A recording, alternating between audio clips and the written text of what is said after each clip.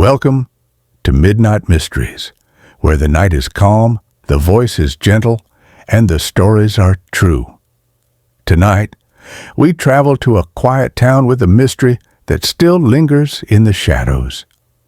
Before we begin, take a deep breath, settle into your pillow, and if you enjoy these calm but chilling bedtime tales, don't forget to subscribe so you can join us again every time the clock strikes midnight.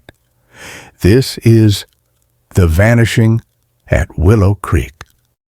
Willow Creek, Oregon, population just under 5,000. A town where strangers stand out and life moves at the pace of the river that winds through it. It's the kind of place where everyone knows the name of the person making their coffee, and the sound of the church bells is as familiar as the rustle of leaves in autumn. In the summer of 1998, the town basked in warm afternoons and long, golden evenings. But beneath that soft glow, something would soon shake the peaceful rhythm. On August 14th, a 27-year-old school teacher named Clara Winslow was last seen leaving the town library at exactly 7:42 p.m. The librarian, Mrs. Harper, remembered it clearly, not because Clara was unusual, but because she had left behind a book she'd been eager to borrow. Clara was well liked. Her students adored her for her warmth, her habit of bringing homemade cookies on Fridays, and her way of listening as if your words truly mattered. That night, she was wearing a simple blue cardigan, a floral skirt, and carrying a leather satchel. She had told Mrs. Harper she was just heading home before the rain started. But Clara never arrived home. When Clara's absence was noticed the next morning, it was her neighbor, Mr. Alvarez, who called the sheriff. A search began quickly. This was not the kind of place where people vanished. Deputies walked the streets, knocked on doors, and scanned the woods that edged the town. Witnesses gave little to go on. One person thought they'd seen her walking along the river path.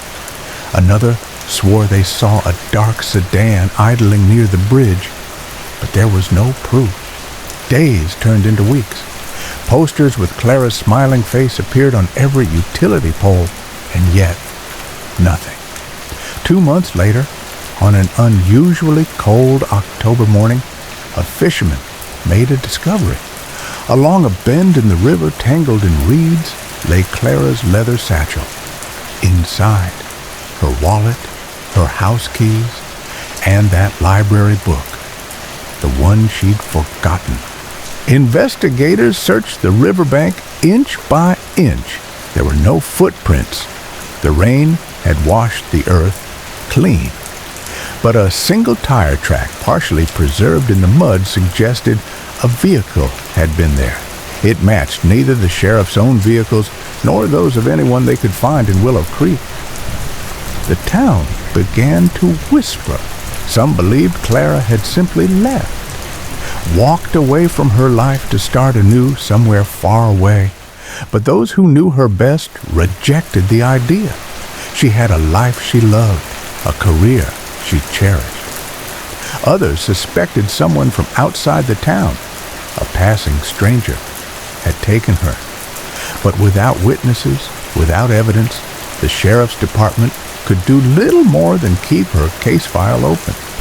The case grew cold, and in Willow Creek, the memory of Clara Winslow became a shadow at the edge of every conversation.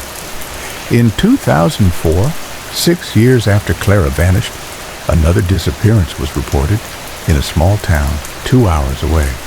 A woman of similar age last seen leaving a library, wearing a blue cardigan.